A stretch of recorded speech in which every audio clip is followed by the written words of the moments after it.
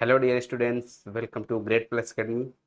कैसे हैं? I hope सभी लोग अच्छे होंगे, स्वस्थ होंगे और पढ़ाई में व्यस्त होंगे। क्यों? क्योंकि एग्ज़ाम की डेट बिल्कुल नज़दीक है और ये जो टॉपिक है, इस टॉपिक से क्वेश्चन आपके पूछे जाते हैं, चूँकि इन्वायरमेंट से क्वेश्चन हमेशा ही आते हैं, तो इसलिए ये टॉपिक इंपॉर्टेंट हो जाता है। ठीक है, तो चलिए आज इन्वायरमेंट टॉपिक से कुछ क्वेश्चन लेकर के आए हैं और जो कि आपके एग्जाम से बहुत ही महत्वपूर्ण होने वाले हैं क्वेश्चन।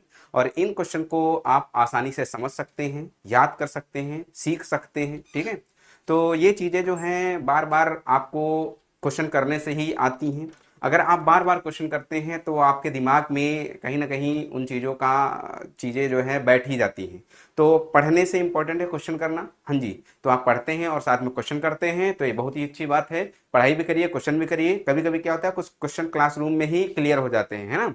तो चलते हैं, बात करते हैं, पहले क्वेश्चन पे आकर के आते हैं, बात करते हैं। पहला क्वेश्चन कह रहा है an example of recalcitrant seed is, मतलब हिंदी में इसको बोले तो अड़ियल बीज का एक उदाहरण है। अड़ियल बीज का उदाहरण क्या होता है? तो जो अड़ियल बीज का उदाहरण होता है बताते हैं, फटाक से जल्दी से बताते हैं आपको। कह रहा है पहला है कटहल, दूसरा है गेहूं, तीसरा है पंखयुक्त बीज और चौथा है धान का खेत। हाँ जी, तो जो अड़ियल बीज है वो होता है कटहल। कटहल का बीज अड़ियल होता है, सीड भी उसका कठोर होता है, पड़ा रहता है, उसके बाद फिर ये जर्मिनेट करता है। तो इस क्वेश्चन का जो सही आंसर आपको मिलेगा वो है कटहल। क्वेश्चन का सही आंसर क्या है? कटहल। पहला क्वेश्चन का सही आंसर है कटहल। नेक्स्ट वन क्वेश्चन पे आते हैं, अगला क्वेश्चन देखते हैं। सेकंड वन क्वेश्चन क्या है? हाँ जी, सेकंड वन क्वेश्चन कह रहा है कि 1992 में रियो डी जेनेरियो में आयोजित जैविक विविधता पर ऐतिहासिक सम्मेलन को कहा जाता है। The historic environment on biological diversity held at Rio de Janeiro in 1992 is known as. ये इंपॉर्टेंट क्वेश्चन हो सकता है, ये क्वेश्चन पूछा जा सकता है। हाँ जी, तो क्या कहा जाता है? जैव विविधता पर ऐतिहासिक सम्मेलन हुआ था, उसे क्या कहते थे? वैश्विक शिखर सम्मेलन कहा जाता था, विश्व शिखर सम्मेलन कहा जाता था, सिटीज कन्वेंशन कहा जाता था, या सीओपी के नाम से भी जाना जाता था। इंग्लिश में बोले तो earth summit, world summit, cities convention and COP. तो इसका जो सही आंसर होगा वो क्या होना चाहिए? जो हुआ था शिखर सम्मेलन वो था अर्थ समिट वाला शिखर सम्मेलन था। रियो डी जेनेरियो में हुआ था। किस सन में हुआ था? 1992 में हुआ था, 1992 ईस्वी में हुआ था। ये आपको याद रखना, इस तरह के शिखर सम्मेलन जितने भी होते हैं वहां से क्वेश्चन पूछे जाते हैं। ठीक है, चाहे वो रियो डी जेनेरियो वाला हो या कोई और शिखर सम्मेलन हुआ हो, तो ये सब क्वेश्चन पूछे जाते हैं। चलिए नेक्स्ट क्वेश्चन पे बात करते हैं। अगला क्वेश्चन क्या है भाई? हाँ जी, थर्ड वन क्वेश्चन क्या है? कह रहा है among the following where you can find the maximum biodiversity. बहुत बढ़िया क्वेश्चन, वेरी गुड। निम्नलिखित में से आप अधिकतम जैव विविधता कहां पा सकते हैं? तो याद रखना, अगर हम बायोडायवर्सिटी की बात करें, जैव विविधता की बात करें, तो जैव विविधता है क्या, पहले आप ये जानिए। तो जैव विविधता एक ऐसी चीज है जहां पे स्पीसीज डाइवर्सिटी पाई जाती है। स्पीसीज डाइवर्सिटी का मतलब ये होता है जहां पे ढेर सारी स्पीसीज, अलग अलग तरह की स्पीसीज मिले, उसी को हम लोग बायोडाइवर्सिटी बोलते हैं या जैव विविधता बोलते हैं। जहां जैव में विविधता दिखे उसी को हम लोग जैव विविधता बोल देंगे। जहां डिफरेंशिएट स्पीसीज, अलग अलग ढेर तरह की स्पीसीज देखने को मिले, डिफरेंशिएशन हो, तो उसी को हम बोलते हैं जैव विविधता। तो कुल मिलाकर के अगर हम इंडिया की बात कर ले तो ढेर सारे कुछ हॉट स्पॉट हैं जो कि बायोडाइवर्सिटी के लिए फेमस हैं, जैसे वेस्टर्न घाट हो गया, ईस्टर्न घाट हो गया, हिमालयाज हो गए। ठीक है, ये सब जो होते हैं ये केंद्र होते हैं, बायोडाइवर्सिटी के केंद्र होते हैं। वेस्टर्न घाट, ईस्टर्न घाट, हिमालयाज, अंडमान निकोबार, यहाँ पे आपको ढेर सारी बायोडाइवर्सिटी देखने को मिलती है। क्लियर? तो इस क्वेश्चन के अकॉर्डिंग देखते हैं क्या आंसर सही होता है। निम्नलिखित में से अधिकतम जैव विविधता कहां पा सकते हैं? ठीक है, among the following where you can find the maximum biodiversity, correct. Coral reefs, ठीक है, वहां मूंगे की चट्टाने कहा है, मैनग्रोव्स, एल्पाइन मिडोज या डेजर्ट। तो सबसे ज्यादा अगर आप बायोडाइवर्सिटी यहां पे देख सकते हैं तो कोरल रीफ्स में देख सकते हैं। कहां देख सकते हैं? कोरल रीफ्स में देख सकते हैं। वहां ढेर सारी आपको क्या देखने को मिलती हैं? ढेर सारी स्पीशीज अलग अलग तरह की देखने को मिलती हैं, इसलिए वहां बायोडाइवर्सिटी ज्यादा मिलती है देखने को। हाँ जी, ये जो है प्रवाल भित्तियों से अगर किसी भी परिस्थिति में तंत्र को तुलना में सबसे अधिक जैव विविधता, यहां तक कि उष्णकटिबंधीय वर्षा से भी अधिक, उष्णकटिबंधीय वर्षा से भी अधिक यहाँ बायोडाइवर्सिटी देखने को मिलती है। चलिए इस क्वेश्चन का है आंसर क्या है? कोरल रीफ्स आंसर है। नेक्स्ट वन क्वेश्चन पे आते हैं, अगला क्वेश्चन कह रहे नीचे दिए गए पशु समूहों में से कौन सा विलुप्त होने के प्रति अति संवेदनशील प्रतीत होता है? बहुत इंपॉर्टेंट है। ठीक है, इंडेंजर्ड स्पीसीज, ठीक है, इंडेंजर्ड प्लांट, कौन सा इंडेंजर्ड है? और कौन सा जीवाश्म है। ठीक है, प्लांट में क्वेश्चन पूछे जाते हैं कि कौन सा प्लांट में जीवाश्म है, मतलब जीवाश्म का मतलब फॉसिल्स। ठीक है, और फॉसिल्स में अगर हम बात कर ले तो लिविंग फॉसिल्स, कौन सा ऐसा प्लांट्स है जो लिविंग फॉसिल्स है, कौन सा ऐसा एनिमल है जो लिविंग फॉसिल्स है। लिविंग फॉसिल्स का मतलब आप क्या समझते हैं, तो लिविंग फॉसिल की बात करें तो लिविंग फॉसिल ऐसे फॉसिल्स होते हैं जहां पर उनकी प्रजाति के जितने भी प्लांट हो या उनकी प्रजाति के जितने भी एनिमल हो वो सब विलुप्त हो गए हों और वही एक बचे हों जो कि अपनी प्रजाति की रक्षा करता हो, तो इस तरह की प्रजाति को हम लोग क्या बोलते हैं, लिविंग फॉसिल्स बोलते हैं या लिविंग स्पीसीज फॉसिल्स बोलते हैं। क्लियर, हाँ जी। तो यहां तो हालांकि वो क्वेश्चन नहीं है, लेकिन यहां पे वो क्वेश्चन है कि ऐसी कौन सी इसमें स्पीसीज है जो इंडेंजर्ड है, कुल मिलाकर के खतरे के निशान के बराबर है, कुल मिलाकर के विलुप्त होने की कगार पर है। तो कह रहा है नीचे दिए गए पशु समूहों में से कौन विलुप्त होने के प्रति अधिक संवेदनशील प्रतीत होता है। Even the animal groups given below which one appear to be more vulnerable to extinction. ठीक है, ये इंपॉर्टेंट क्वेश्चन है, इस तरह के क्वेश्चन बनते हैं, आपके पूछे जाते हैं। तो इस क्वेश्चन का जो सही आंसर होगा वो होगा एम्फीबियंस। वो क्या है, एम्फीबियंस हैं। Fish, amphibia, reptile, bird, mammal, है ना। Fish, amphibia, reptile, bird, mammal.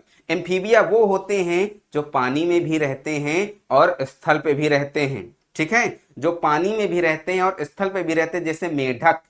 मेढक किसमें रहता है, पानी में भी रहता है और स्थल पे भी रहता है। तो ये एम्फीबियन, जितने भी एम्फीबियंस हैं वो वनरेबल हो गए हैं एक्सटिंक्शन के आगे, मतलब क्या हो रहे हैं, विलुप्त होने की कगार पर हैं, मतलब प्रति संवेदनशील हैं, धीरे धीरे इनकी प्रजातियां विलुप्त हो रही हैं। तो इस क्वेश्चन का जो सही आंसर है वो क्या है, वो आंसर है आपका एम्फीबियंस। नेक्स्ट क्वेश्चन पे आते हैं, अगला करा है, फिर रियो डी जेनेरो से क्वेश्चन आ गया। Rio de Janeiro important question है और ये पूछा जाता है, the historic convention on biological diversity held on Rio de Janeiro in 1992 is known as. 1992, ये आपको सन तो बिल्कुल याद रखना है।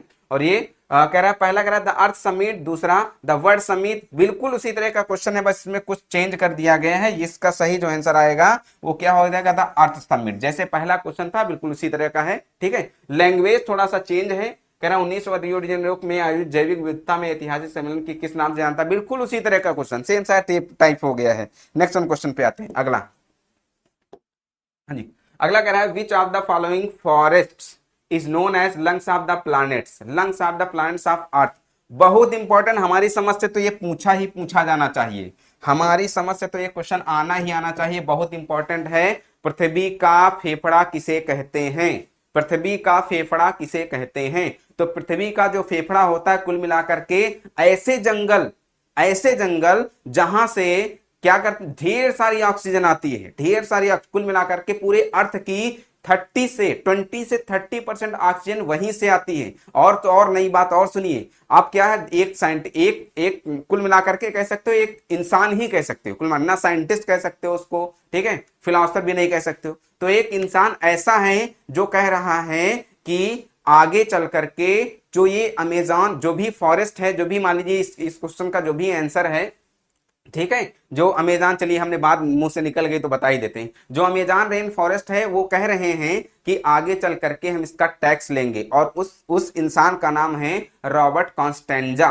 रॉबर्ट कॉन्स्टेंजा ने कहा है कि आगे चल करके इसका हम टैक्स लेंगे, जो ऑक्सीजन वहां से आती है। सोचो, ठीक है, इन्वायरमेंट, अगर हम लोग पेड़ पौधे नहीं लगाएंगे, जैसे अभी हाल ही 5 जून को वर्ल्ड इन्वायरमेंट डे मनाया गया, ठीक है, तो वर्ल्ड इन्वायरमेंट डे का मतलब क्या होता है, हम लोग पेड़ पौधे लगाएं, हमारा इन्वायरमेंट बढ़िया हरा भरा रहे।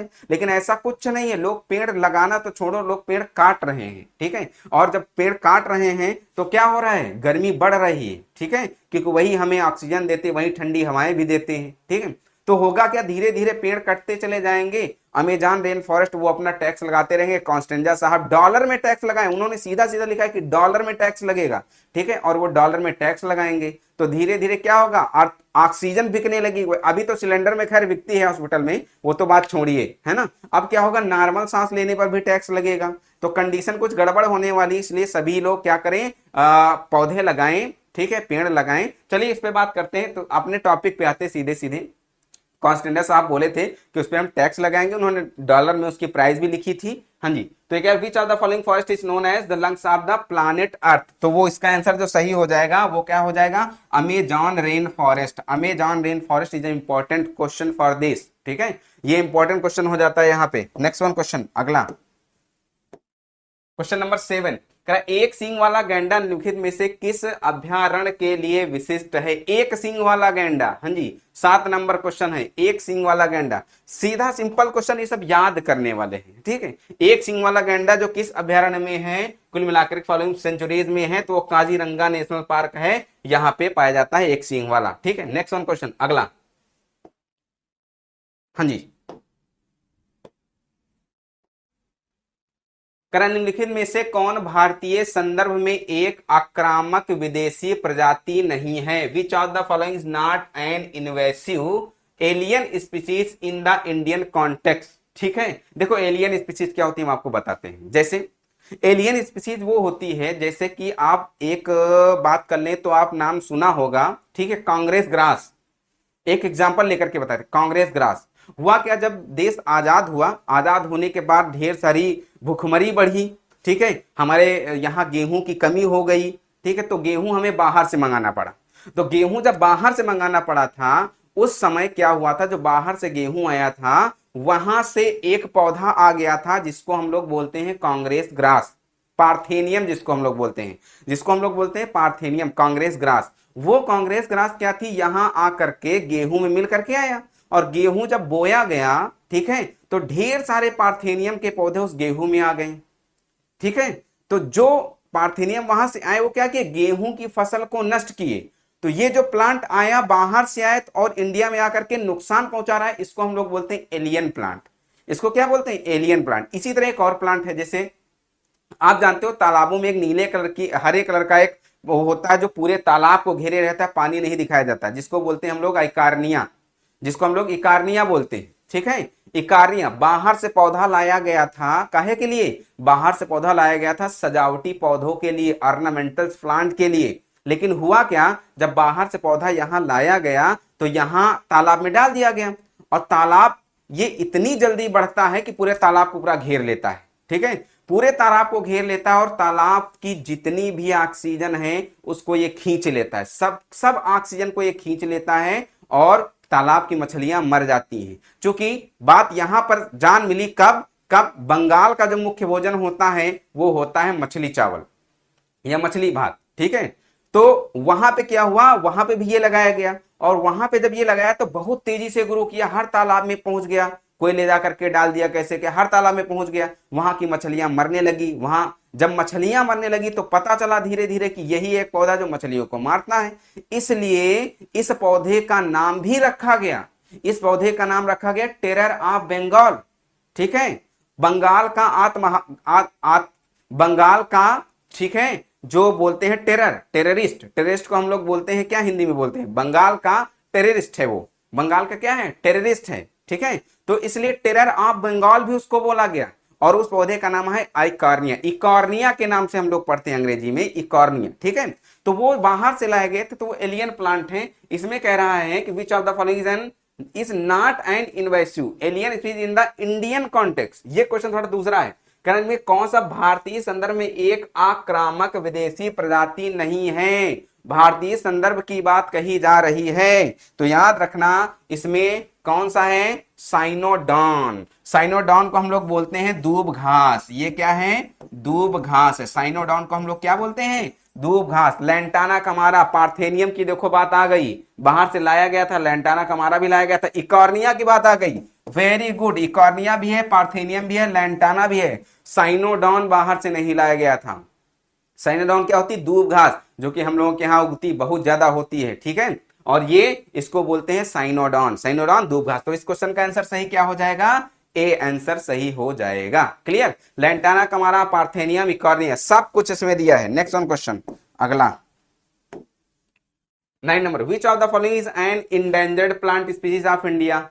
इंडिया की बात कर ली गई, इंडेंजर्ड, निम्नलिखित में से कौन सी विलुप्तावस्था पौधों की प्रजाति है, राउल्फिया सर्पेंटाइना, साइकस बेडामियाई, और सेंटेलम एल्बम, सेंटेलम एल्बम मतलब चंदन होता है। 9 नंबर क्वेश्चन, बहुत ही प्यारा क्वेश्चन है, सब तो है इसमें, ठीक है। Which are the following endangered plant species in India, देखो राउल्फेरिया सर्पेंटाइना भी इंडेंजर्ड में आ गया है, ठीक है, साइकस भी आ गया है, सेंटेलम एल्बम भी आ गया है, चंदन भी अब देखने को कहां मिलता है, तो किसमें आ गया है, लुप्त प्राय पौधों की प्रजाति है ये सब, ठीक है। तो इसका आंसर क्या सही हो जाएगा, डी सही हो जाएगा। इसमें अलग से भी क्वेश्चन बन सकता है, कोई अलग से ऑप्शन एक एक दे सकते हैं, ठीक है, तो आपको याद रखना है। जैसे कुछ और अगर हम बात बता दें, ठीक है, जैसे अभी शुरुआत में हमने एक क्वेश्चन की बात की थी, कुछ क्या होते हैं, लिविंग फॉसिल्स होते हैं, ठीक है। तो उस तरह लिविंग फॉसिल एक पौधा होता है जिंगो बाइलोबा, जिसको हम लोग बोलते हैं जिंगो बाइलोबा, ठीक है। तो जिंगो बाइलोबा एक पौधा है जो कि लिविंग फॉसिल है, क्या है, लिविंग फॉसिल है, लिविंग फॉसिल्स है, ठीक है, लिविंग फॉसिल्स है, याद रखना, ठीक है, लिविंग फॉसिल्स है। तो इस तरह क्वेश्चन पूछे जाते हैं। नेक्स्ट वन क्वेश्चन पे आते हैं, अगला क्वेश्चन 10 नंबर, निम्नलिखित में से कौन सा जैव विविधता के नुकसान का कारण नहीं है, which are the following is not a cause for the loss of biodiversity, जैव विविधता का कारण नहीं है, क्वेश्चन नंबर ये है 10। हाँ जी, तो देखिए प्राकृतिक संसाधनों का नहीं, ओवर एक्सप्लोरेशन ऑफ नेचुरल, ये है बायोडाइवर्सिटी का वो कारण, ये है, ठीक है, कौन सा नहीं पूछा गया है, ठीक है। दूसरा इन्वेजन बाई एलियन, अगर बाहर से चीज आएगी हमारी बायोडाइवर्सिटी लॉस होगी, ये भी है। कीपिंग एनिमल इन जू से कोई मतलब नहीं है। डिस्ट्रक्शन ऑफ हैबिटेट, इससे भी है। तो इसका जो सही आंसर हो जाएगा चिड़ियाघरों में जानवरों की को रखना, ठीक है। कौन सा जैव विविधता का नुकसान का कारण नहीं, तो यही एक जैव विविधता का नुकसान का कारण नहीं है, क्वेश्चन का आंसर सही हो जाएगा सी। नेक्स्ट वन क्वेश्चन, अगला, हाँ जी, करा state bird of Uttar Pradesh, बिल्कुल ही जी है, ये तो पूछा था, state bird of Uttar Pradesh 11 number question का जो आंसर हो जाएगा, सब लोग जानते हैं सारस क्रेन होता है, सारस क्रेन मोर नहीं होता है, ठीक है, वो राष्ट्रीय होता है, वो नेशनल होता है, क्लियर। हाँ जी, नेक्स्ट वन, अगला, हाँ जी, कह रहा है वन्य जीव संरक्षण अधिनियम पारित किया गया था, ये भी important, wild life protection act was passed in, कब पास हुआ था, याद रखना है 1972, 1972 में पास हुआ था। ये आपको नंबर याद रखना, पूछा जा सकता है, इंपॉर्टेंट है, 1972 में। नेक्स्ट वन क्वेश्चन, अगला 13, the first national park of India, first national park of India कौन सा है, पहला नेशनल पार्क ऑप्शन है दुधवा राष्ट्रीय उद्यान, काजीरंगा राष्ट्रीय उद्यान, Jim Corbett national park, Kanha, Kanha तो ये जानते हैं कहाँ है, ये एमपी में है, कान्हा नेशनल पार्क कहाँ है, एमपी है। बाकी लगभग चीजें आप लोग जानते होंगे किसमें क्या है, ये हम लोग छोटी क्लासों से पढ़ते आ रहे हैं, 9, 10, 11, 12 सब में इकोलॉजी जो इन्वायरमेंट पढ़ाया जाता है तो उसमें पढ़ाया ही जाता है, ठीक है। तो इस क्वेश्चन का जो सही आंसर हो जाएगा वो आपका क्या होगा, जिम नेशनल पार्क, कौन सा park, Jim Corbett national park, ठीक है, इंडिया की बात की जा रही। नेक्स्ट वन क्वेश्चन पे आते हैं, अगला क्वेश्चन,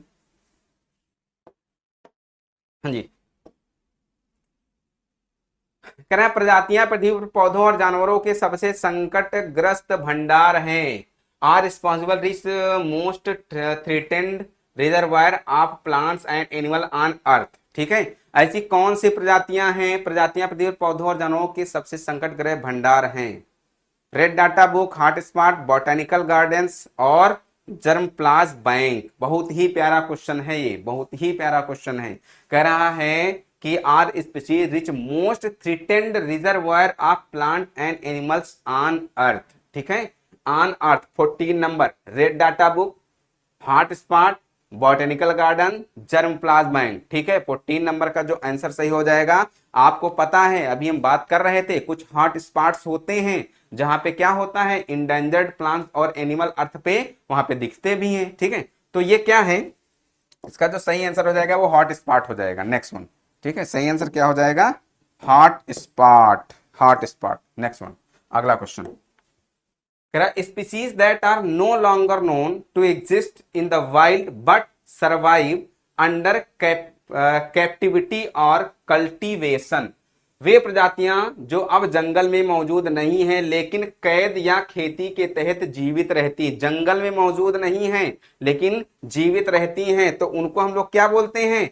इंडेंजर्ड बोलते हैं, नहीं बोल सकते, एक्सटिंक्ट बोल सकते हैं, एक्सटिंक्ट मतलब है ही नहीं है, ठीक है, रेयर, रेयर का मतलब कभी कभार, वो जरूरी नहीं कि वो जंगल में रहे। तो इसका जो सही आंसर होगा वो क्या होगा, एक्सटिंक्ट इन वाइल्ड, मतलब जंगली में विलुप्त, मतलब जंगल में विलुप्त। नेक्स्ट वन क्वेश्चन, अगला।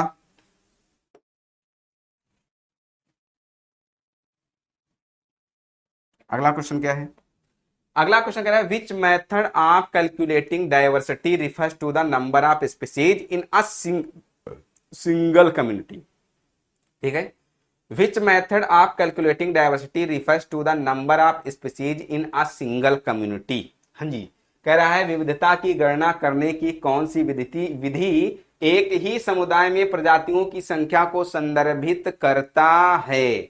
याद रखना, डाइवर्सिटी की अगर हम बात करें तो अल्फा डाइवर्सिटी होती है, बीटा डाइवर्सिटी होती है, गामा डाइवर्सिटी होती है। तीन तरह की डाइवर्सिटी होती हैं, अलग अलग लिया जाता है। अल्फा डाइवर्सिटी ये हो गई, बीटा ये हो गई, गामा ये हो गई, तो अल्फा गामा बीटा हो जाता है इस तरह। तो इसका जो सही आंसर जाएगा उसको हम लोग क्या कहेंगे, ये विविधता। हाँ, और इसमें एक चीज और याद रखना है कि खास बात क्या कही गई है कि विधि एक ही समुदाय में प्रजातियों की संख्या को संदर्भित करती है। अगर एक ही समुदाय की बात कही जा रही है तो उस डायवर्सिटी को हम लोग अल्फा जैव विविधता कहते हैं या अल्फा बायोडायवर्सिटी के नाम से भी जानते हैं।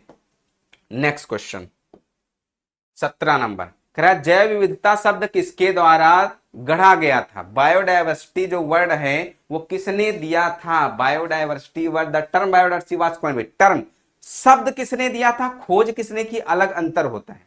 हाँ जी, बायोडायवर्सिटी टर्म किसने दिया वो अलग है, और बायोडायवर्सिटी खोजा किसने वो अलग है। तो इस क्वेश्चन का जो आंसर सही जाएगा वो आपका है Walter G Rosen. Walter G Rosen साहब थे, ठीक है, उन्होंने क्या था, क्या दिया था, टर्म दिया था बायोडायवर्सिटी। ठीक है, वॉल्टर जी रोसेन साहब ने टर्म दिया था बायोडायवर्सिटी। यहां पे डी कैंडोले साहब ने भी लिखा, इन्होंने टैक्सोनॉमी के बारे में बताया था। एपीडी कैंडोले साहब थे जिन्होंने टैक्सोनॉमी के बारे में बताया था। हाँ जी, नेक्स्ट क्वेश्चन पे आते हैं, अगला क्वेश्चन।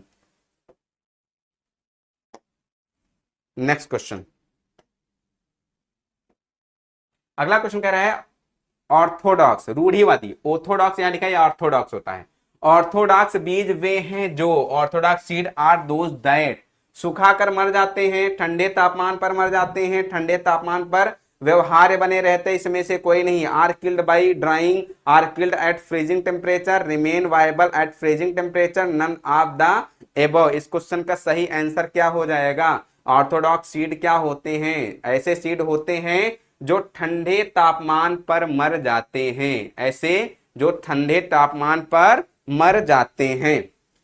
ठीक है, इसका सही आंसर क्या हो जाएगा, इस क्वेश्चन का सही आंसर बी हो जाएगा। हाँ जी, are killed at freezing temperature. ठीक है, नेक्स्ट वन क्वेश्चन, अगला क्वेश्चन। अगला क्वेश्चन कह रहा है बीज वो होते हैं जो नमी और तापमान, हाँ, seed are those that can withstand reduction in moisture and temperature. बीज वे होते हैं जो नमी और तापमान में कमी का सामना कर सकते हैं। सबसे पहला क्वेश्चन याद करिए, सबसे पहले क्वेश्चन में हमने बताया था कि वो ऐसे बीज को हम लोग क्या कहते हैं, रूढ़िवादी बीज कहते हैं अंग्रेजी में। ठीक है, रूढ़िवादी बीज कहते हैं। क्लियर, तो इस क्वेश्चन का आंसर क्या हो जाएगा, डी आंसर हो जाएगा। नेक्स्ट वन क्वेश्चन, अगला, plants growing in their natural habitat are known as. ठीक है, क्या कह रहा है, plants growing in their natural habitats are known as plant, अपने प्राकृतिक आवास में उगने वाले पौधे को पौधे के रूप में जाना जाता है। जो अपने प्राकृतिक आवास में उगते हैं ऐसे पौधे को हम लोग क्या कहते हैं, तो ऐसे पौधे को सब लोग जंगली पौधे कहते हैं, क्योंकि जंगल उनका प्राकृतिक निवास स्थान है, तो उसको जंगली मतलब वाइल्ड। ठीक है, मतलब वाइल्ड इसका आंसर हो जाएगा। नेक्स्ट वन, ठीक है, कह रहा मेज इज आ वर्ड क्रॉप।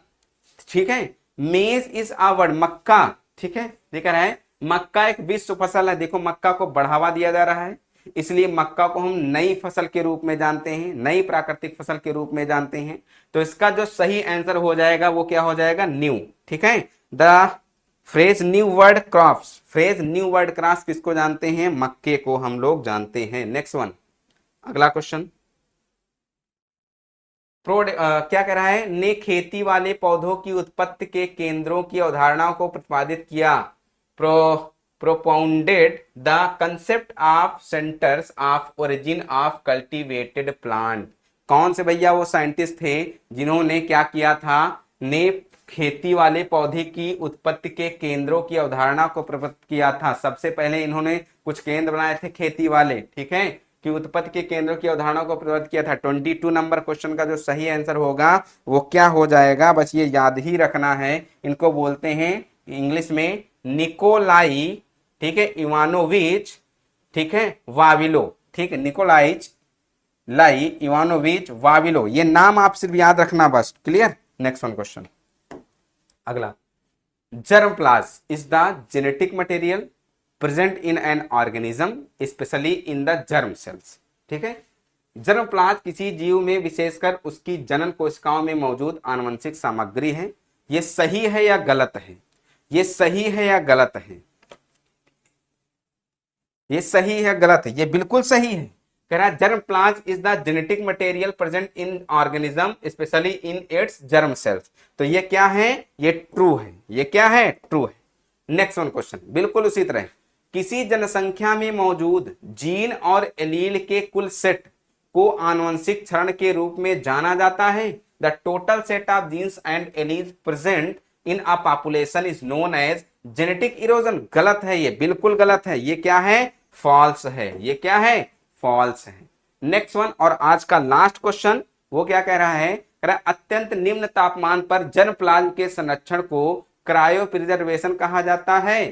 ठीक है, क्रायो प्रिजर्वेशन, जिसमें -196 डिग्री सेंटीग्रेड पर वो चाहे सीड हो, वो चाहे स्पर्म हो, ठीक है, वो चाहे बीज हो, उन सबको क्या करके रखा जाता है? प्रिजर्व करके रखा जाता है, ताकि उनकी लिविंग स्टेट मोर्टेलिटी, ठीक है, और कुछ एक्टिविटी उनकी कम ना हो पाए। इस थ्योरी के हम लोग बोलते हैं जर्मप्लाज्म थ्योरी। इसको हम लोग क्या बोलते हैं? Germplasm theory. ठीक है, नहीं, इसको हम लोग नहीं, इसको हम लोग बोलते हैं क्रायो प्रिजर्वेशन। इसको हम लोग क्या बोलते हैं? Cryo preservation. तो बिल्कुल ये सही है। अत्यंत निम्न, और वो निम्न तापमान -196 डिग्री सेंटीग्रेड, माइनस मतलब बहुत ही निम्न तापमान हो गया, तो उसको जो संरक्षण किया जाता है उसको हम लोग बोलते हैं क्या? Cryo preservation. इसका ये क्या हो जाएगा? सही हो जाएगा। तो उम्मीद करते हैं आज के सेशन में आपने कई क्वेश्चन सीखे होंगे। कई क्वेश्चन से भी क्वेश्चन निकल करके आते हैं। ठीक है, तो ये इंपॉर्टेंट टॉपिक था जो कि आने वाला है, एग्जाम नजदीक है, आता ही आता है। ठीक है, तो टॉपिक को यहीं पे वाइंड अप करते हैं। मिलते हैं नेक्स्ट सेशन में और नए क्वेश्चन को लेकर के। आप सभी लोग जुड़िए, सीखिए, ठीक है, और अपनी स्टडी को और बूस्ट कीजिए ताकि एग्जाम जो भी आ रहा है, ठीक है, उसमें आप अच्छी सफलता गेन कर सकें। ठीक है, तो बने रहिए ग्रेड प्लस एकेडमी पर। Thank you so much.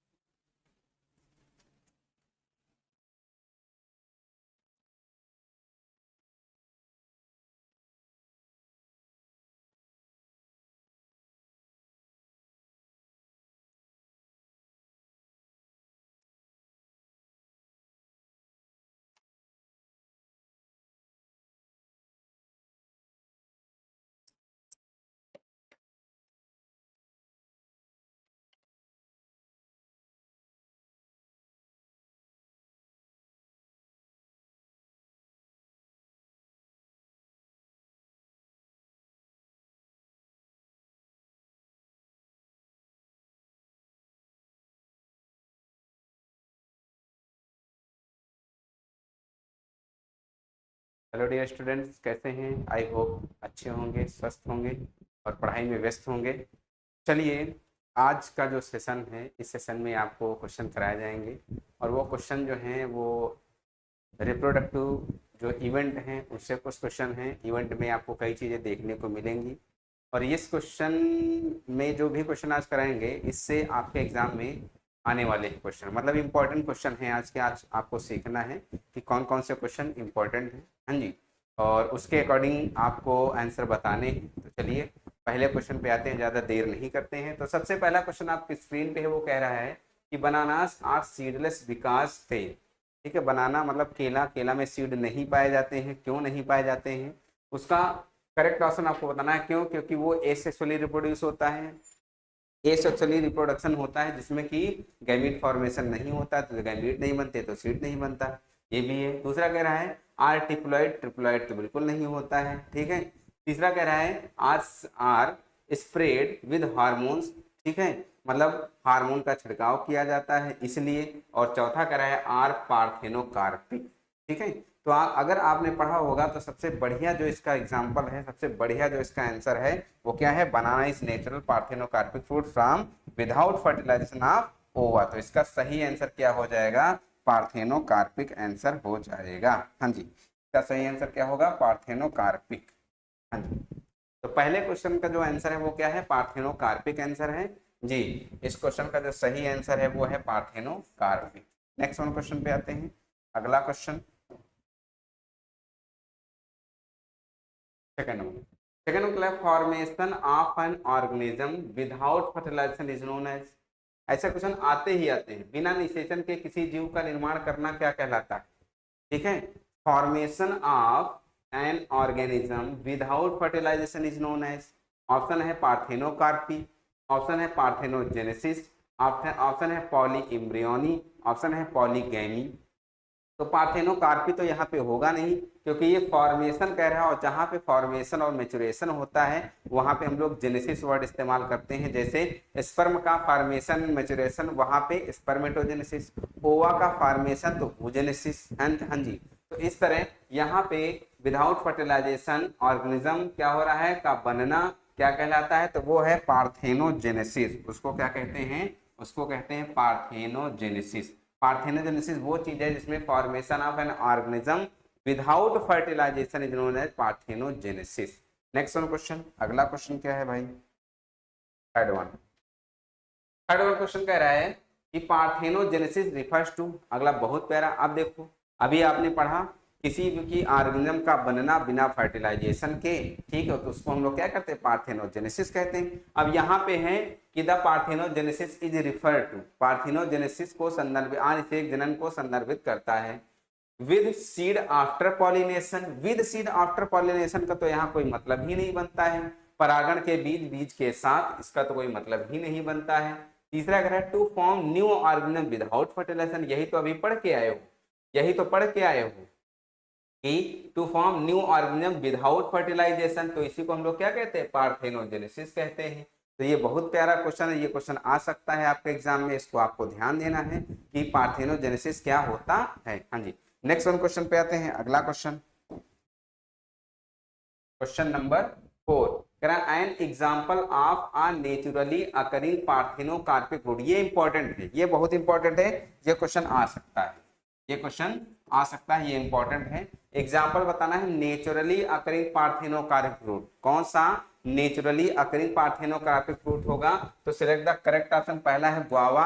Parthenocarpic fruit होगा बिना फर्टिलाइजेशन के, तो बिना फर्टिलाइजेशन मतलब जिसमें सीड नहीं बनते, तो गुआवा में तो सीड बनते हैं, मैंगो में भी सीड होता है, एप्पल में भी सीड होता है। एक बनाना ही ऐसा फ्रूट होता है जिसमें कि सीड नहीं होते हैं। जो इसमें सीड नहीं होते हैं तो ये पार्थेनोकार्पिक में आ जाता है। इसलिए इस क्वेश्चन का जो सही आंसर हो जाएगा वो क्या हो जाएगा, बनाना आंसर हो जाएगा। इस क्वेश्चन का सही आंसर क्या हो जाएगा, बनाना। नेक्स्ट वन क्वेश्चन पे आते हैं, अगला देख लीजिए, बनाना इसका सही आंसर है। नेक्स्ट वन क्वेश्चन पे आते हैं। अगला कह रहा है क्वेश्चन, अगला क्वेश्चन है कि निम्नलिखित में से किस पौधे में बीज पत्र पत्तियों का पहला जोड़ा बनाते हैं। In which are the following plants cotyledons form the first pair of leaves. बहुत बढ़िया क्वेश्चन है, किसमें बनाते हैं, तो ऑप्शन आपके सामने है। मेज में नहीं बनाते हैं, राइस में नहीं बनाते हैं, बीन में नहीं बनाते हैं, बनाते हैं तो किसमें बनाते हैं, कैस्टर में बनाते हैं। तो कैस्टर में क्या होता है, जो पौधे होते हैं, पौधे में बीज पत्र जो है पत्तियों का पहला जोड़ा बनाते हैं। क्लियर, हाँ जी, तो इसका आंसर सही हो जाएगा कैस्टर। नेक्स्ट वन क्वेश्चन पे आते हैं। अगला अगला कह रहा सीडलेस फ्रूट इन वाइटिस। वाइटिस मतलब अंगूर होता है, वाइटिस का मतलब क्या होता है, अंगूर। हाँ जी, कह रहा seedless fruit in vitis are formed due to, select the correct option from below. पहला कह रहा है कि वाइटिस के बीज रहित फल किसके कारण होते हैं, तो ऑप्शन दे रहा, कह रहा है कि स्टेरिलिटी के कारण, बांझपन के कारण, डबल फर्टिलाइजेशन के कारण, तो बिल्कुल नहीं, डबल फर्टिलाइजेशन होगा तब तो सीड बन ही जाएगा। तीसरा कह रहा है सिंगैमी, सिंगैमी में भी फर्टिलाइजेशन हो जाता है। और चौथा है पार्थेनोकार्पी। तो इस क्वेश्चन का जो सही आंसर होगा वो क्या हो जाएगा, पार्थेनोकार्पी हो जाएगा, क्योंकि पार्थेनोकार्पी सीडलेस फ्रूट में होता है। और सीडलेस फ्रूट आपका क्या है, वाइटिस, वाइटिस का मतलब अंगूर होता है। क्लियर। तो इस क्वेश्चन का जो सही आंसर है वो क्या है, पार्थेनोकार्पी है। नेक्स्ट वन क्वेश्चन कह रहा है which on the following is parthenocarpic fruit. फिर इसमें या जो पार्थेनोकार्पिक फ्रूट बताया पूछ रहा है, ठीक है। Select the correct option from below. Orange हो गया, पपाया हो गया, पोमग्रेनेट हो गया, एप्पल हो गया। अब सभी में देखो सीड पाए जाते हैं, लेकिन अगर एग्जैक्ट ऑप्शन आपको इसमें ढूंढना होगा तो एग्जैक्ट ऑप्शन इसका जो सही आंसर हो जाएगा वो पपाया हो जाएगा। क्या सही हो जाएगा, पपाया में पार्थेनोकार्पी देखने को मिलती है। कुछ पपाया के ऐसे होते हैं बिल्कुल इसमें सीड बिल्कुल कम दिखते हैं, मतलब सीड दिखते ही नहीं है। तो इसका आंसर क्या हो जाएगा, पपाया हो जाएगा। ठीक है, क्यों, क्योंकि ये कह रहा है कि female papaya plant develop a fruit deposit despite having unfertilised ovule. ठीक है, इसलिए इसको एसेक्सुअल रिप्रोडक्शन की तरह कंसीडर किया जाता है। इसलिए इसको हम क्या बोलते हैं, पार्थेनोकार्पी के नाम से भी जान सकते हैं। तो इस क्वेश्चन का जो सही आंसर होगा वो क्या हो गया, पपाया। नेक्स्ट वन क्वेश्चन पे आते हैं। अगला क्वेश्चन कह रहा है कि which plant will lose its economic value if its fruit are produced by induced parthenocarpy. मतलब कौन सा पौधा अपना आर्थिक मूल्य खो देता है यदि उसके फल प्रेरित पार्थेनोकार्पी द्वारा उत्पादित होते हैं। हाँ जी बताइए। तो इस क्वेश्चन का सही आंसर क्या हो जाएगा, तो ये कह रहा है कि सिलेक्ट द करेक्ट ऑप्शन। पहला है ग्रेप, दूसरा है पोमग्रेनेट, तीसरा है ऑरेंज और चौथा है बनाना। इकोनॉमिक इंपॉर्टेंस अपनी खो देता है कब, जब इसमें पार्थेनोकार्पी क्या हो जाती, इंड्यूस हो जाती, मूल्य खो देते हैं जिसके फल प्रेरित पार्थेनोकार्पी द्वारा उत्पादित होते हैं। 8 नंबर का जो सही आंसर होगा वो क्या होगा, देखिए ग्रेप तो है नहीं, ऑरेंज तो है नहीं, बनाना तो है नहीं, बचा क्या, पोमग्रेनेट। तो इस क्वेश्चन का सही आंसर क्या हो जाएगा, पोमग्रेनेट हो जाएगा। नेक्स्ट क्वेश्चन, अगले क्वेश्चन पे आते हैं। हाँ जी, अगला क्वेश्चन है parthenogenesis is a term of. अब देख लो वही चीज है, विदाउट फर्टिलाइजेशन कोई भी ऑर्गेनिज्म बनना विदाउट फर्टिलाइजेशन क्या कहलाता है, पार्थेनोजेनेसिस कहलाता है। अब इस पार्थेनोजेनेसिस में क्या कहा गया कि ये रिप्रोडक्शन किस तरह का है, ठीक है, सेक्सुअल रिप्रोडक्शन है, एसेक्सुअल रिप्रोडक्शन है, या बडिंग होता है, या रीजनरेशन होता है। तो 9 नंबर क्वेश्चन का जो सही आंसर हो जाएगा वो क्या हो जाएगा, वो हो जाएगा, देखो पार्थेनोजेनेसिस जो होता है वो बिल्कुल सेक्सुअल रिप्रोडक्शन की तरह ही काम करता है। किस तरह काम करता है, सेक्सुअल रिप्रोडक्शन की तरह। अभी आप एक टर्म पढ़ोगे एपोमिक्सिस, ठीक है, तो एपोमिक्सिस बिल्कुल सेक्सुअल रिप्रोडक्शन की तरह दिखता है, लेकिन होता है उसमें एसेक्सुअल रिप्रोडक्शन। हाँ जी, बिल्कुल सेक्सुअल रिप्रोडक्शन की तरह उसमें इवेंट दिखते हैं, लेकिन वो होता कैसा है, एसेक्सुअल रिप्रोडक्शन। तो इसी तरह ये है पार्थेनोजेनेसिस जो टर्म है, ठीक है, ये क्या है, एसेक्सुअल रिप्रोडक्शन है। नेक्स्ट वन क्वेश्चन पे आते हैं। अगला question, question number 10। Question number 10 क्या कह रहा है, seedless grapes are produced due to seed. ये भी बिल्कुल उसी तरह का है। देखो दो चीज हैं, एक पार्थेनोकार्पी है, क्रॉसिंग ओवर है, पार्थेनोजेनेसिस है, या नन ऑफ द एबव है। ये क्वेश्चन आप आसानी से, अगर अभी 9 क्वेश्चन अगर आपने सही से लगा लिए तो इस क्वेश्चन का आंसर आप आसानी से दे सकते हैं। बीज रहित अंगूर किसके कारण पैदा होते, पार्थेनोकार्पी जीन विनिमय, अनिषेक जनन, या इनमें से कोई नहीं। फटाफट बताइए। तो आप अभी इससे पहले कर चुके हैं, तो इस क्वेश्चन का सही आंसर क्या हो जाएगा, पार्थेनोकार्पी हो जाएगा। पार्थेनोजेनेसिस जो होता है ये क्या होता है, कोई भी ऑर्गेनिज्म की बात कर रहा है कि बिना ऑर्गेनिज्म के, ये कोई ऑर्गेनिज्म नहीं है, ऑर्गेनिज्म विदाउट फर्टिलाइजेशन के ऑर्गेनिज्म का बनना, formation of an organism without fertilization is known as parthenogenesis. Clear. तो इसका जो सही आंसर होगा वो पार्थेनोकार्पी हो जाएगा, पार्थेनोजेनेसिस आंसर इसका सही नहीं होगा। नेक्स्ट वन क्वेश्चन पे आते हैं। अगला कह रहा है who first used the term apomixis। आगे यहाँ पे what is apomixis, तो who term used the, ये कह रहा है कि who first used the term apomixis। select the correct option from below। आपको बताना है, कह रहा है एंटोनी वॉन लिवेनहॉक साहब, या ग्रेगर जोहान मेंडल साहब, या चार्ल्स डार्विन साहब, या हैंस विंकलर साहब। तो याद रखना एपोमिक्सिस जो टर्म है उसकी डिस्कवरी सबसे पहले किसने की थी? तो उसकी जो डिस्कवरी आई थी वो किसने किया था? वो आपके हैंस विंकलर साहब ने किया था। किसने किया था? हैंस विंकलर साहब ने किया था। इसका सही आंसर क्या हो जाएगा? हैंस विंकलर साहब हो जाएगा। नेक्स्ट वन, ये हैंस विंकलर साहब, बाकी सबके बारे में जानते हो, Antony von Leeuwenhoek, Gregor Johan Mendel, ठीक है, और चार्ल्स डार्विन, हैंस विंकलर, ठीक है। नेक्स्ट वन क्वेश्चन पे आते हैं, अगला क्वेश्चन। हाँ जी, अगला क्वेश्चन कह रहा है एपोमिक्सिस रिफर्स टू, एपोमिक्सिस क्या होता है? हाँ जी, एपोमिक्सिस क्या होता है? ऑप्शन कह रहा है the development of plant without fertilization, plant का डेवलपमेंट बिना फर्टिलाइजेशन के, प्लांट का डेवलपमेंट बिना फर्टिलाइजेशन के। दूसरा कह रहा है बिना निषेचन के फल का विकास, तीसरा कह रहा है बिना निषेचन के बीज का विकास, और चौथा कह रहा है इसमें से कोई नहीं। तो देखते हैं कितने लोग बताते हैं, कुछ लोग जुड़े हैं भाई, देखते हैं इसका सही आंसर क्या बताते हैं। 12 नंबर क्वेश्चन है, 12 नंबर का सही आंसर बताइए। तो 12 नंबर क्वेश्चन का जो सही आंसर हो जाएगा, याद रखना, ये एपोमिक्सिस जो टर्म है वो कह रहा था development of seed without fertilization. ये याद रखना, development of seed without fertilization is known as apomixis, ठीक है। Development of seed without fertilization is known as apomixis, या ऐसे कह सकते हो बिना निषेचन के बीज का बनना क्या कहलाता है? एपोमिक्सिस कहलाता है। क्लियर? नेक्स्ट वन क्वेश्चन, अगला 12 हो गया। 13 नंबर क्वेश्चन कह रहा है, फिर अब देखो, अभी हम इसके बारे में चर्चा किए थे कि एपोमिक्सिस मिमिक्स टू, मतलब एपोमिक्सिस की नकल करते हैं। एपोमिक्सिस किसकी नकल करता है? 13 नंबर क्वेश्चन है, कह रहा है एपोमिक्सिस किसकी नकल करता है? देखो, एपोमिक्सिस जो है इसमें एसेक्सुअल रिप्रोडक्शन होता है। इसमें कौन सा रिप्रोडक्शन होता है? तो इसमें एसेक्सुअल रिप्रोडक्शन होता है, ठीक है, इसमें एसेक्सुअल रिप्रोडक्शन होता है। लेकिन ये किसकी तरह मिमिक्स करता है? ये मिमिक्स करता है सेक्सुअल रिप्रोडक्शन की तरह। हाँ जी, बिल्कुल, इसमें एसेक्सुअल रिप्रोडक्शन होता है लेकिन मिमिक्स किसकी तरह करता है? सेक्सुअल रिप्रोडक्शन की तरह आंसर करता है, इसलिए इसका सही आंसर क्या हो जाएगा? ए आंसर सही हो जाएगा। नेक्स्ट वन बिल्कुल इसी से मिलता जुलता, apomixis is which type of plant reproduction? Apomixis is which type of plant reproduction?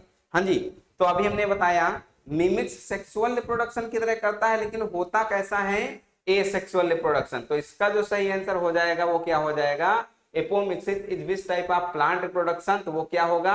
Asexual reproduction हो जाएगा। एसेक्सुअल रिप्रोडक्शन तो आप जानते हैं जिसमें गैमीट नहीं बनते हैं, जैसे उसमें क्या क्या आ जाएगा? उसमें बडिंग आ जाएगा, बाइनरी फिजन्स आ जाएगा, ठीक है, फिजन्स आ जाएंगे, बडिंग्स आ जाएंगे, ठीक है, तो ये सब एसेक्सुअल रिप्रोडक्शन में आएंगे। जैसे अमीबा में बाइनरी फिजन होता है, तो ये सब एसेक्सुअल रिप्रोडक्शन के एग्जांपल हो जाएंगे। नेक्स्ट वन क्वेश्चन, अगला क्वेश्चन।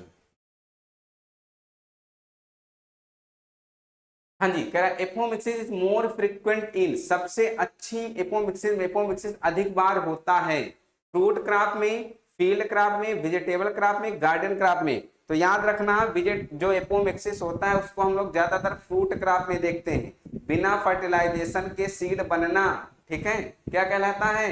एपोमिक्सिस कहलाता है, उसको हम लोग फ्रूट में ज्यादातर देखने को मिलता है। तो ये इसका सही आंसर क्या हो जाएगा? फ्रूट क्रॉप हो जाएगा, फलों की फसलें हो जाएगा। क्लियर? नेक्स्ट वन क्वेश्चन, अगला देखते हैं। हाँ जी, अगला करा, in some plants seed reproduction occur only by apomixis, this type of apomixis is referred to. हाँ, ये बढ़िया क्वेश्चन है। ये कह रहा है कि कुछ पौधों की प्रजातियों में प्रजनन केवल एपोमिक्सिस द्वारा होता है, ठीक है। फिर कह रहा है इस प्रकार की एपोमिक्सिस को क्या कहा जाता है? ऑप्शन है obligate apomixis, facultative apomixis, all of the एबो या नन ऑफ द एबो।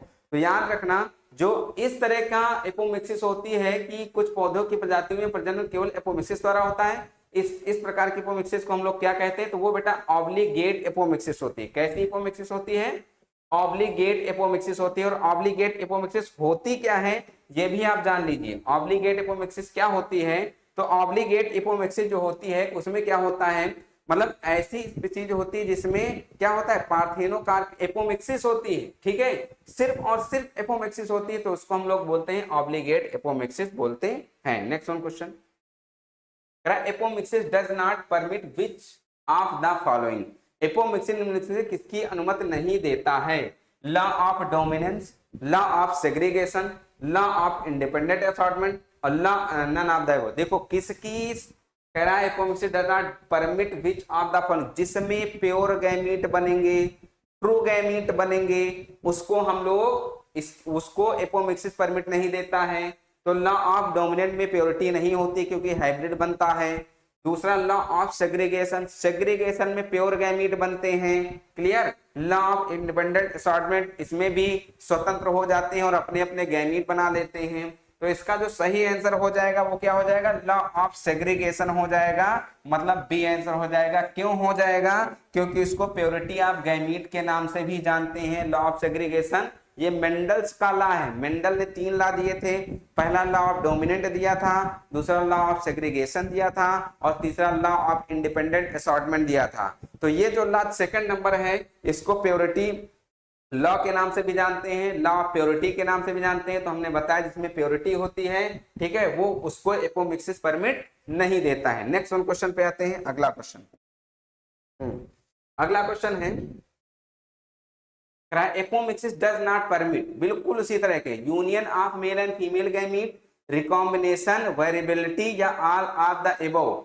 एपोमिक्सिस अनुमति नहीं देता है नर और मादा युग्मों का मिलन। बिल्कुल सही बात है, क्योंकि अगर नर और मादा युग्मक का मिलन हो जाएगा तब फिर क्या होगा, सीड बन जाएगा।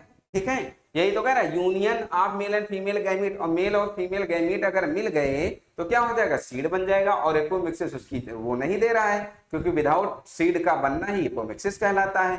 ठीक है, तो इस क्वेश्चन का जो सही आंसर होगा वो क्या होगा। और दूसरा रिकॉम्बिनेशन, रिकॉम्बिनेशन की भी उसमें नहीं देता है। थर्ड है वेरिएबिलिटी, वेरिएबिलिटी भी नहीं होती है। तो इस क्वेश्चन का जो सही आंसर वो हो जाएगा, वो क्या हो जाएगा, क्वेश्चन का जो सही आंसर होगा वो होगा ऑल ऑफ द एबोव। क्या आंसर सही हो जाएगा, all of the above. Next one question, अगला अगला कह रहा है which of the following is useful in conserving superior genotype as well as hybrid vigour. मतलब निम्नलिखित में से कौन बेहतर जीनोटाइप के साथ साथ संकर शक्ति के संरक्षण में उपयोगी है। हाँ जी, बहुत बढ़िया क्वेश्चन है, ये जानकारी के लिए भी होना चाहिए। बिल्कुल प्यारा क्वेश्चन है, कह रहा है कि बेहतर जीनोटाइप हो और साथ ही साथ हाइब्रिड हो। ठीक है, हाइब्रिड के साथ उपयोग किया जा रहा हो। तो पहला है पार्थेनोजेनेसिस, दूसरा है बडिंग, तीसरा है स्पोर फॉर्मेशन और चौथा है फिजन। ठीक है, मतलब अच्छी वैरायटी निकल करके आए, हाइब्रिड भी हो और उसमें बेहतर जीनोटाइप भी हो। जीनोटाइप क्या, अच्छा एक बात यहाँ पे हम अलग से बताना चाहेंगे कि मान लीजिए जैसे 2 वैरायटीज है, 2 वैरायटी का मतलब मतलब मान लीजिए गाय की 2 वैरायटी। ठीक है, गाय की 2 वैरायटी, या हम प्लांट की बात कर लेते हैं। चलिए प्लांट ज्यादा अच्छा रहेगा क्योंकि एपोमिक्सिस की बात हो रही तो हाइब्रिड प्लांट आ जाएगा। तो प्लांट की अगर बात कर लीजिए, मान लीजिए हम बात कर लेते हैं धान की। तो धान की 2 वैरायटी, एक धान की वैरायटी है जिसमें बीमारी नहीं होती, मतलब डिसीज रेजिस्टेंट होता है। एक धान की वैरायटी है जिसमें क्या होता है, हाई यील्डिंग होती, मतलब पैदावार बहुत ज्यादा होती है। ठीक है, तो एक धान की वैरायटी है जिसमें कोई भी डिसीज नहीं होती है, एक धान की वैरायटी है जिसमें क्या नहीं होता है, बहुत ज्यादा पैदावार होती है। तो इनका और इनका जीन निकाला गया, निकालने के बाद एक नया जीन बनाया गया, निकालने के बाद उनका क्रॉस कराया गया, क्रॉस कराने के बाद एक नया पौधा बना जिसको हम लोग हाइब्रिड सीड कहते हैं। अब ये जब हाइब्रिड सीड बनेगा तो इस हाइब्रिड सीड में क्या होगा, इस हाइब्रिड सीड में 2 चीजें होंगी, उन दोनों के कैरेक्टर आ जाएंगे, मतलब हाई यील्डिंग भी आ जाएगा और डिसीज रेजिस्टेंट भी आ जाएगा। मतलब नया जो पौधा बनेगा उसमें कभी कोई बीमारी नहीं होगी और वो जो पौधा बनेगा उसमें हाई यील्डिंग, मतलब प्रोडक्टिविटी भी उसकी बहुत ज्यादा होगी। क्लियर, उसकी प्रोडक्टिविटी भी बहुत ज्यादा होगी। तो इसीलिए ये कह रहा है कि which are the following useful conserving superior genotype as well as hybrid vigour, मतलब बेहतर जीनोटाइप के साथ साथ संकर शक्ति के संरक्षण में भी इंपॉर्टेंट रोल प्ले करता हो। तो वो पार्थेनोजेनेसिस है या बडिंग है या स्पोर फॉर्मेशन है या फिजन है, ये क्या चीज है आपको बताना है। तो याद रखना, ये तो हम अभी पढ़ते आ रहे हैं। तो इसका जो सही आंसर होगा वो क्या होगा, पार्थेनोजेनेसिस। क्यों पार्थेनोजेनेसिस, क्योंकि formation of any organism without fertilization जो है पार्थेनोजेनेसिस जेनेसिस। तो इसका जो सही आंसर हो जाएगा वो क्या हो जाएगा, पार्थेनोजेनेसिस आंसर सही हो जाएगा। नेक्स्ट वन क्वेश्चन पे आते हैं। अगला क्वेश्चन कह रहा है कि the embryo develops from the diploid egg cell of another embryo sac which originate from the cell of ovule lying outside the normal embryo sac is called। मतलब भ्रूण का विकास एक अन्य भ्रूण कोश के द्विगुण अंडा कोशिका से होता है जो सामान्य भ्रूण के बाहर स्थित बीजांड की कोशिकाओं से उत्पन्न होता है, कहलाता है। क्या कहलाता है भाई, ठीक है, याद रखना ये इंपॉर्टेंट क्वेश्चन है, बहुत ही इंपॉर्टेंट क्वेश्चन है, क्योंकि आज का जो टॉपिक है इसमें आप एपोमिक्सिस क्या होता है, एपोस्पोरी क्या होता है, और पार्थेनोकार्पी क्या होता है, पार्थेनोजेनेसिस क्या होता है, इन सब टॉपिक के क्वेश्चन किए हैं और तरह तरह के क्वेश्चन किए हैं, क्योंकि हर एक टॉपिक से कोई ना कोई एक क्वेश्चन ऐसे दे देते हैं। हाँ जी, तो ये कह रहा है कि एम्ब्रियो डेवलप हुआ है डिप्लॉइड एग सेल से, ठीक है, वो भी अनदर एम्ब्रियो सैक में, जो कि ओरिजिनेट होता है सेल ऑफ ओव्यूल, जो कि line outside the normal embryo site is called. मतलब ये हुआ कि भ्रूण का विकास जो हो रहा है, भ्रूण का विकास एक अन्य भ्रूण कोश के द्विगुणित अंडे कोशिकाओं में होता है। कहां होता है, भ्रूण का विकास एक अन्य भ्रूण कोश के द्विगुणित अंडा कोशिका में होता है जो सामान्य भ्रूण कोश के बाहर स्थित बीजांड की कोशिका से उत्पन्न होता है। वो क्या कहलाता है, वो कहलाता है बेटा एपोस्पोरी। उसे हम लोग क्या बोलते हैं, एपोस्पोरी बोलते हैं। एपोस्पोरी का मतलब ये होता है, अभी हम नॉर्मल कंडीशन बता दें, जैसे कि मान लीजिए ये ओव्यूल हम बना दिए, ठीक है, ये मान लीजिए हम ओव्यूल बना दिए, इस ओव्यूल में यहाँ एम्ब्रियो सैक होती है, ठीक है, और एम्ब्रियो सैक में क्या होता है, यहाँ से मेल गैमीट आता है। मेल गैमीट क्या है, पॉलन ग्रेन। ये पॉलन ग्रेन जब यहाँ से आएगा, जब ये पॉलन ग्रेन यहाँ से आएगा तो आने के बाद क्या करेगा, इसमें एंट्री कर लेगा, और जैसे इसमें एंट्री करेगा तो ये फर्टिलाइजेशन करेगा। फर्टिलाइजेशन का मतलब बीच में होती है बेटा एग सेल। एग सेल से अगर एक मेल गैमीट फर्टिलाइज करता है तो उसको हम लोग ट्रिपल फ्यूजन बोलते हैं। क्या बोलते हैं, ट्रिपल फ्यूजन के नाम से जानते हैं। और दूसरा जो मेल गैमीट होता है, दूसरा मेल गैमीट जो होता है, एक मेल गैमीट जो होता है वो पोलर न्यूक्लियाई से फ्यूज करता है। पहले अगर पोलर न्यूक्लियाई से फ्यूज किया तो उसको ट्रिपल फ्यूजन बोल दिए। दूसरा मेल गैमीट एग सेल से फ्यूज किया तो बेटा उसको हम लोग सिंगैमी बोलते हैं। क्या बोलते हैं, सिंगैमी बोलते हैं, ठीक है। तो जब ये ट्रिपल फ्यूजन और सिंगैमी मिल जाता है, ट्रिपल फ्यूजन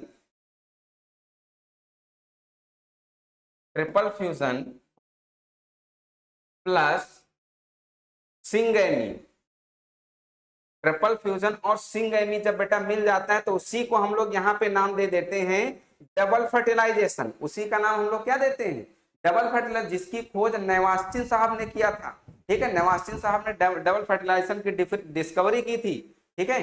तो ये तो एक नॉर्मल फिनोमेना होगी, लेकिन ये कह रहा है कि embryo develop from diploid egg cell of another embryo cell, ठीक है। मतलब जो भ्रूण का विकास हो रहा है वो अन्य दूसरी एम्ब्रियो सैक के मतलब डिप्लॉइड अंडा कोशिका से होता है। फिर कह रहा है जो सामान्य भ्रूण कोश के बाहर स्थित बीजांड की कोशिका से उत्पन्न होता है उसे क्या कहते हैं बेटा, तो उसको हम लोग एपोस्पोरी बोलते हैं। वो एपोस्पोरी है। बाकी सबके बारे में जानते हो, एपोमिक्सिस के बारे में भी जानते हो, पार्थेनोजेनेसिस के बारे में भी जानते हो, पार्थेनोकार्पी के बारे में भी जानते हो, और एपोस्पोरी के बारे में नहीं जानते थे, ये आपका एपोस्पोरी हो गया, ठीक है। ये नॉर्मल हो गया। एक टर्म आपने और जाना, सिंगैमी, सिंगैमी के बारे में जान लिया। सिंगैमी क्या है, जब एक मेल गैमीट, ठीक है, किससे फ्यूज करे, एग सेल से फ्यूज करे। किससे फ्यूज करे, एग सेल से फ्यूज करे, तो उसको हम लोग बोलते हैं सिंगैमी। और यहाँ पे ट्रिपल फ्यूजन क्या होता है, जब दूसरा मेल गैमीट किससे फ्यूज करे, पोलर न्यूक्लियाई से फ्यूज करे, ठीक है, तो उसको हम लोग क्या नाम देते हैं, ट्रिपल फ्यूजन। तो ट्रिपल फ्यूजन और सिंगैमी दोनों को अगर हम मिला देते हैं बेटा तो उसको डबल फर्टिलाइजेशन कहते हैं। और डबल फर्टिलाइजेशन एक यूनिक फीचर होता है एंजियोस्पर्म का, ठीक है। अनावृत बीजी पौधों का एक मुख्य लक्षण होता है, वो क्या होता है, डबल फर्टिलाइजेशन। खोज किसने की, तो डबल फर्टिलाइजेशन की जो खोज किए थे उनका नाम था नेवास्टिन, ठीक है।